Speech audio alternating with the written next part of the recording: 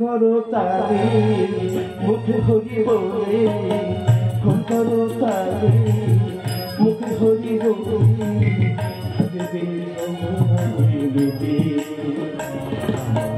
হরি নাম যাবে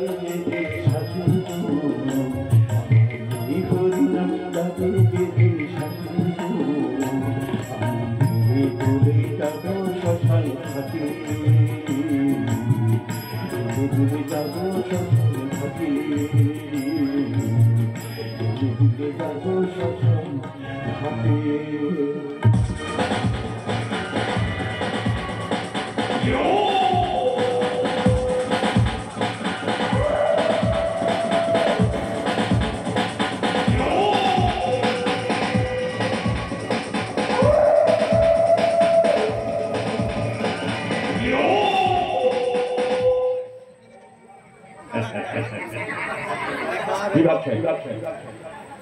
আমি একটা রোগ জনগ্রস্ত প্যারালাইসিস রোগী।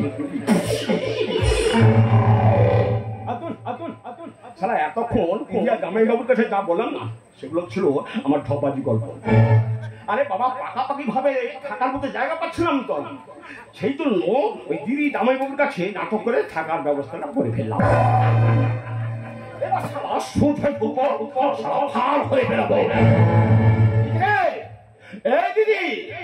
সামান্য গয়না শক্তি ভুলতে পারি না তো, এবার যে তোকে অনেক শোকের মুখোমুখি হতে হবে রে। তুই ঠিক আমারই চালে তোদের এই সুখের সংসারটা শুধু শূন্য হবে না রে, শূন্য হবে না। তোদের এই সুখের সংসার একেবারে শ্মশান হয়ে যাবে, শ্মশান।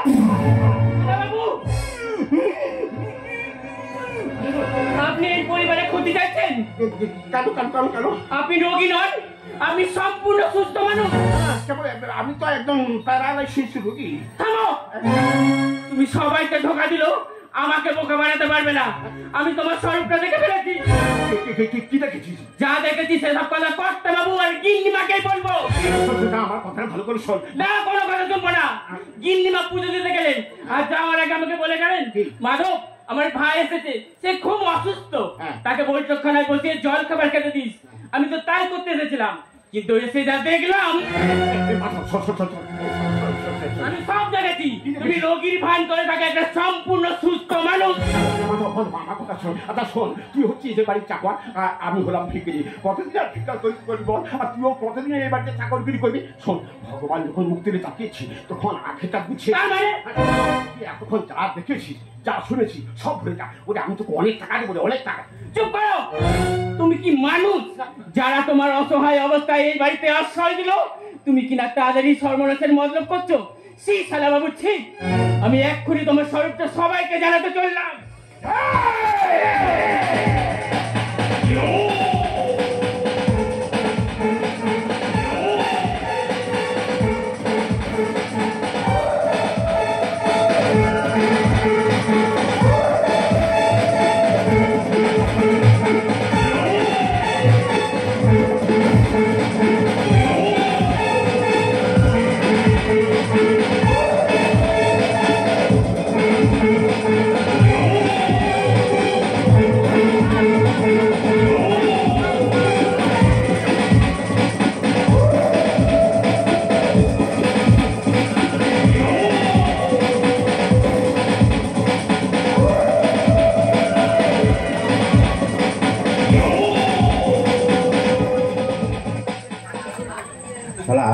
চাকরগুলো না বড় বোকা। সারা এত করে বললাম, ওরে সারা চেপে দাঁড়িয়েছে, সারা অনেক টাকা দেবো, সারা কোনো কথা শুনবো না। এটা কি হলো? সারা যা হয় তাই হলো। কিন্তু এখন আমি কি করি? ওই লাশটাকে একটা ডাকাতি গল্প খাবো, তাকে তো অনেক গল্প খাবো হবে। তাকে বলে ওই লাশটাকে একটা চড়া লুকিয়ে রাখি, তারপর আগে অনেক কথা পাঠার করে দেবো। আমার এই হরিণ যাবে যেদিন শাসিত, এই হরিণ নাম যাবে যেদিন শাসিত, যাবো শ্মশান ঘাটে,